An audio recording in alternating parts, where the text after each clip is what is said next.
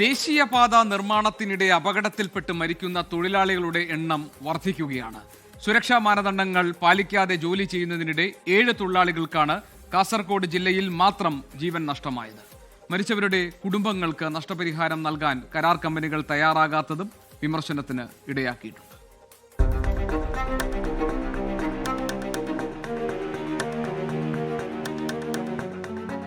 സംസ്ഥാനത്തെ പൊതുഗതാഗതത്തെ കൂടുതൽ ആയാസകരമാക്കുന്ന ദേശീയപാത 66.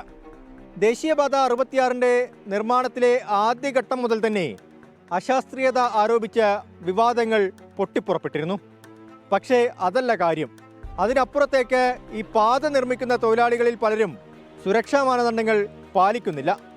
അടുത്തിടെ തന്നെ ഈ അപകടത്തിൽപ്പെട്ട് മരണപ്പെട്ടവരുടെ എണ്ണം വളരെയേറെയാണ്.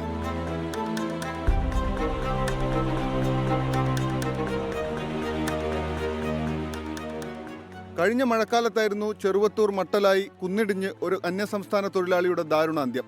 മഞ്ചേശ്വരം കുഞ്ചത്തൂർ ദേശീയപാതയിൽ ക്യാമറ സ്ഥാപിക്കുമ്പോൾ ലോറി ഇടിച്ചു കയറി ബീഹാർ സ്വദേശി രാജ്കുമാർ മാത്തൂർ, രാജസ്ഥാൻ സ്വദേശി ദാമൂർ അമിത് ഗണപതി ഭായ് എന്നിവർ മരിച്ചത് 2 മാസങ്ങൾക്ക് മുമ്പാണ്.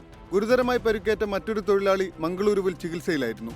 ചെർക്കള ഫ്ലൈ ഓവർ നിർമ്മാണത്തിനിടെ താഴെ വീണ് അസം സ്വദേശി റാക്കിബുൾ ഹക്ക് മരിച്ചത് ആഴ്ചകൾക്ക് മുൻപാണ്. കാസർഗോഡ് ULCCയുടെ ഒറ്റത്തൂൺ മേൽപ്പാല നിർമ്മാണത്തിനിടയിൽ മേൽപ്പാലത്തിൽ നിന്ന് താഴെ വീണ് ഒരാൾ മരിച്ചിരുന്നു. കുമ്പളയ്ക്കും മൊഗ്രാൽ പുത്തൂരിനും ഇടയിലായി തെരുവ് വിളക്ക് സ്ഥാപിക്കുന്നതിനിടെ ക്രെയിൻ പൊട്ടി വീണ് വടകര സ്വദേശികളും ഊരാളുങ്കൽ ലേബർ കോൺട്രാക്ട് സൊസൈറ്റിയിലെ തൊഴിലാളികളുമായ അക്ഷയ്, അശ്വിൻ എന്നിവരാണ് ഏറ്റവും ഒടുവിൽ മരിച്ചത്. ഓരോ അപകടങ്ങൾ ഉണ്ടാകുമ്പോഴും കമ്പനികൾ സുരക്ഷാ മുൻകരുതലുകൾ സ്വീകരിക്കണമെന്ന പല്ലവി ആവർത്തിക്കുകയാണ്.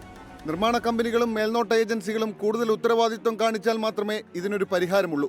മൃഗങ്ങളെ പോലെയാണ് ഇവർ പണിയെടുപ്പിക്കുന്നത്. മരണപ്പെട്ട തൊഴിലാളികൾക്ക് കേന്ദ്ര സംസ്ഥാന ഗവൺമെന്റുകൾ നഷ്ടപരിഹാരം കൊടുക്കണം. ഈ വർക്ക് ഏറ്റെടുത്ത് നടക്കുന്ന സൊസൈറ്റി വർക്ക്മെൻ കോമ്പൻസേഷൻ ആക്ട് അനുസരിച്ചിട്ട് തൊഴിലാളികൾക്ക് നഷ്ടപരിഹാരം കൊടുക്കണം. ഇവർ കോൺട്രാക്ട് എടുത്തിരിക്കുന്ന പൈസയിൽ ഒരു വിഹിതം രാഷ്ട്രീയ പാർട്ടികൾക്ക് അല്ലെങ്കിൽ ഭരണാനുകൂല പാർട്ടികൾക്ക് കൊടുക്കുന്നു. അപ്പോൾ സ്വാഭാവികമായിട്ട് അത് ബാധിക്കുന്നത് തൊഴിലാളികളെയും തൊഴിലാളികളുടെ സുരക്ഷിതത്വത്തെയാണ്. അവരെ അപകടത്തിലേക്ക്, അവരുടെ മരണത്തിലേക്ക് തള്ളിവിടുന്ന സംഭവമായിട്ട് മുമ്പോട്ട് പോവുകയാണെങ്കിൽ തൊഴിലാളി സംഘടന എന്ന നിലയിൽ INTUC ശക്തമായ സമരപരിപാടികളുമായിട്ട് മുമ്പോട്ട് പോകും. അതിനകത്ത് യാതൊരു തർക്കവുമില്ല.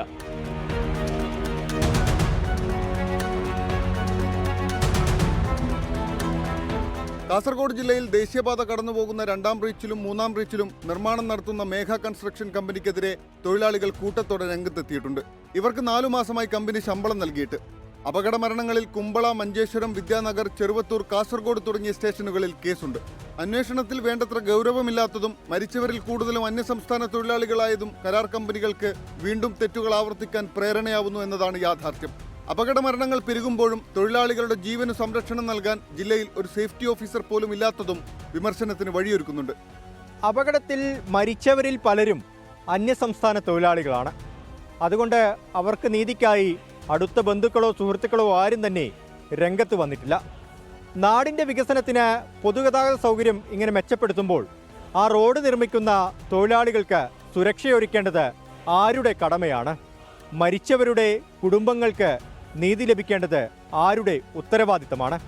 അരുൺ പാറയ്ക്കൽ, 24 കാസർഗോഡ്. പൊതുജനം കഴുതയല്ല സാർ. ലോകത്തെവിടെയായാലും ഏത് സമയത്തും 24 വാർത്തകളും ഓഗ്മെന്റഡ് റിയാലിറ്റി പാക്കേജുകളും എക്സ്പ്ലെയിനറുകളും വിശദമായി കാണാൻ ഞങ്ങളുടെ YouTube ചാനൽ നിങ്ങൾക്ക് സബ്സ്ക്രൈബ് ചെയ്യാം.